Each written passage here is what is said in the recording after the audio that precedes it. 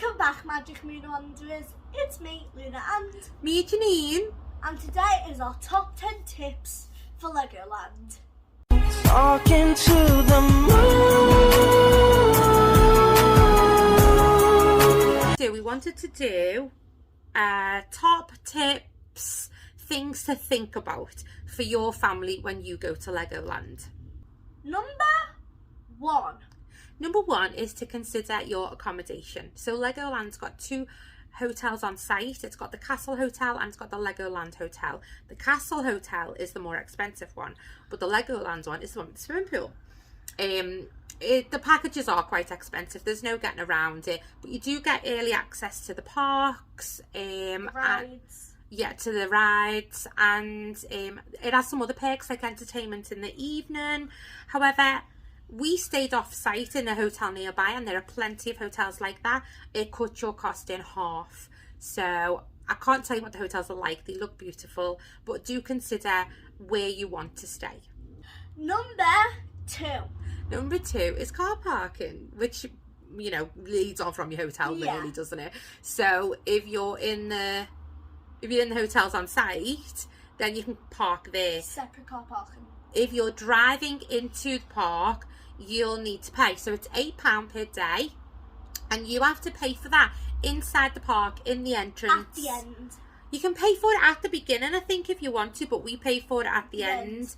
But beware. If you leave the site at the very end of the day when everyone's leaving, you get stuck in lots of traffic. We got stuck in traffic for about 10 minutes trying to get out of the spot. It was a bit longer than that on the second day. First day we left at 6:15 and there was no traffic at all, so the park was shutting at 7. When we left at 7:15, it took us about half an hour to get out of the park.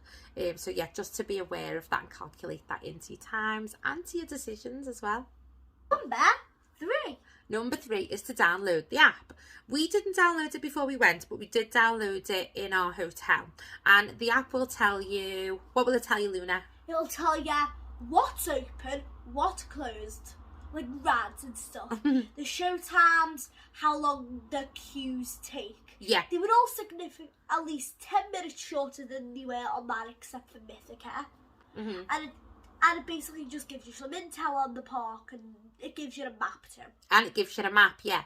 It gives you a map, so and that's really useful. So you don't have to take a picture or look around but the park for one. You do get a paper map when you go in, and you do get, there are maps around, aren't they? Like, because we had to look at the map to orientate ourselves a few times. Which brings us on nicely to number 4. Make a semi-plan. We always say this wherever we go, make a semi-plan. You have to when you've got kids.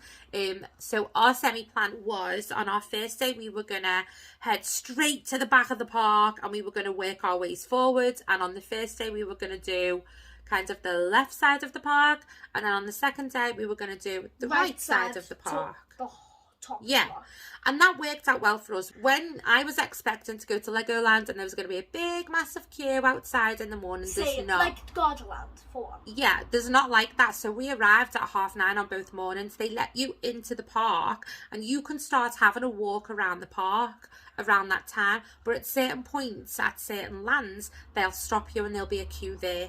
So on our first day we headed straight down to Mythica because that's the newest, most exciting part. But there wasn't a queue there because by the time we got down there, no, they stopped us by, where did they stop us by? It was Heart Lake City with the best riders. So we got stopped at Heart Lake City and we had to queue there until the park opened. I think it was about 5 to 10 they let us through. At that point people were running. The plan kind of worked for us, especially on the first day. It was quite linear where we were going to. And then the second day, we did do the right side of the park like we planned, but we done it quicker than what we thought that we would. We did plan to do a little bit of zigzagging to get on rides that we thought we'd missed out on the first day. So again, that's why you have a semi plan, because we did our plan and then we needed to add more plans. Number 5 should have been number 2. It was number 2 on my list, but it's number 5 in this list for you. Number 2 was look at her face. Number 5, number 2. It was to consider how long you wanted to stay for. So we'd always planned that we were going to go for 2 days because we knew we were going in the summer holidays. We knew it was absolute peak season. We've got Luna, who's 10, but then my nephew is 5. So how long you stay for is going to depend on how much you want to rush around, really, and how much you want to get done. We live far away, so we wanted to make sure that we had ample time to do all of the things that the kids wanted to do and that we wanted to do as well, us big kids. So we knew that we were going to go for 2 days. I guess if you live local, go off peak season, and you've looked at the map and you're quite aware that you only want to do a little part of it, then you could probably do it in a day. There's not a chance that we could have done it all in a day. There are still things that we did miss out, still little parts of lands. But yeah, consider your length of stay.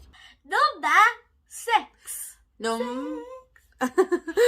Number 6 is food and drink. Obviously it does. So food and drink. There is plenty of food options in the parks, so I guess have a look at the map again, because in certain lands it has certain food. So the first day was amazing. Yeah, the first day we went to the pizza and pasta buffet in Heart Lake City, and it was absolutely gorgeous. It was $15.99 for an adult. I can't remember how much it was for a kid.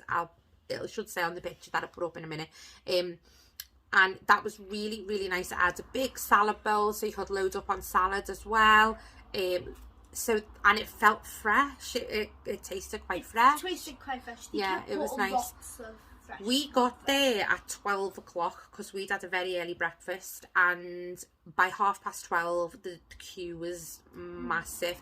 So I guess I would always suggest grab lunch early or later and not necessarily at lunchtime. Other places we tried food we had those hot dogs. Meh. That's all I've got to say about that. And then we also tried the chicken bar, which is in Duplo City, isn't it? It's basically Duplo like Valley, McDonald's. But it's very overpriced for what you get.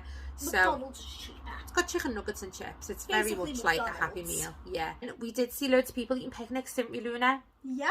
There's plenty of picnic areas. There's a section. There's loads. It's funny, there's a section where you go up and then there's like, you see a Duplo Valley there. Yeah. And I was like, picnic spots. Yeah, there's loads. So, judging on that, I'm assuming it's fine to take your picnics in. But yeah, because everybody else was. Drinks.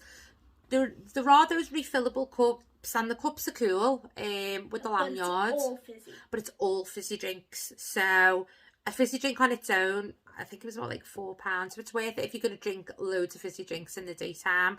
The only non-fizzy option that they had was Fanta non-bubbles. No, they didn't have water. That's why we didn't get it, because we drink like water and juices most of the time, don't we, in the day? It wasn't like fizzy water. So it just wasn't worth us getting it. You do get drinks with some of your meal packages as well. So with that pizza and pasta. Yeah. So pizza and salad. Yeah. You do get your drink included with that. Drinks. Yeah. The donuts. Mythica donut. Okay, so we bought them all and we tried them all, and they were all lovely. Our personal favourite was probably the blueberry. Yeah. Yeah, definitely the blueberry. That was nice. It was a nice texture. Loads of ice cream options, and hot donuts. So yeah, you won't be starving. Put it that way. Number 7 is to do with the rides, really. Have a little look at the map again before you go, and you can see online as well which are the most popular rides. I would always recommend you do the most popular ones first when you've got kids with you, because as the day goes on, they have less energy and they're less likely to want to wait in the queues. And if your kids like doing that, I'd suggest if you don't have any energy, take the one biggest ride. It gives you a lot of energy. No, Luna's talking about adrenaline. So again, it gives you much excitement. It's the age difference. There's no high adrenaline rides in Legoland. But they were kind of low adrenaline and then a medium adrenaline. So it's not Thorpe Park, Alton Towers, Blackpool Pleasure Beach. It's not like that. But there's a ride there That's good, isn't it, Mum? Yeah, Luna loved it. So it was your favourite, wasn't it? Mia's ride. And you Mia's basically ride do in that school. like a pirate ship, and you do that at the same time. Yeah, and she really, really enjoyed that. If you do feel like the queues are too big for you, you can buy the day pass, the fast passes for the rides. They are really expensive, but if you've got the free cash, I would go for it. You can also get individual fast passes. I think it's called Reserve and Ride. Yeah, we didn't do it because we just didn't really feel like the need to at the time. So we didn't. If we went back, we probably would for one or two. But that's one it. for me. If you go, and definitely get one for Flight I will to the probably get Skyline. one for Flight of the Skyline, just for that one if you can. I don't know if it's an option for that one though. I didn't check, you know. I think it is. I did see an alternative route. Wet rides. What ride? Wet rides. The log flume, the one in Pirate Shores. Pirate Falls. Yeah. Shores, I don't know You do get wet on that one. Oh my god, you get so good. It's got heaters outside and they do actually work. We got really wet, but then really dry quite quick, which is strange. Except we actually didn't have to pay for it because it was already on. It was already on. Don't know. Other wet ones are Hydrus Challenge in Mythica. A little bit wet on that one. Not that much. If Little you bit. if you get sprayed at the right time with them. Yeah, we didn't You come get off wet. massively wet. It was a bit wet. The other wet one, we thought it was going to be wet, but it River wasn't really. Rapids, you don't get wet. You don't get wet on that. My feet did, but Your feet do. it's and got you no get spray. tiny. It's just like a nice little cruise fast thing. Yeah, that it's you good. just do that and you bounce quite it good. off the walls. Yeah. And the next one? Number 9. No. No, Number 9? 8. 8. Number 8. Number 8 brings us nicely on to other wet rides, which are, I did mention this in one of the vlogs in the description, Splash Safari and Drench Towers that are in Duplo Land. So you'll see like quite high up, there are like water splashy playthings for the kids, right? We were dead excited when we seen them and thought the kids could just get in them. It doesn't work like that. So the smaller one, the Safari, Splash Safari, the one at the one closest to the ground, kids can get in that in their own clothes, but the parents have got to be near them, so you might get wet as well. They do have a splash shop next to it, but the swimwear is really, really expensive. So it was like £20 for a costume and £15 for some shorts. The one higher up, which is Drench Towers, that's got more slides and stuff, they have to be wearing swimwear to go in there. It does have a lifeguard up there, but if your kids are under 6, you've got to get in with them. So you've got to be wearing swimwear as well. Neither me or Luna didn't have swimwear, and they didn't have our sizes in the splash shop, so we just didn't have an option. But our little Kai did. They took swimwear with them and they went in and they loved it.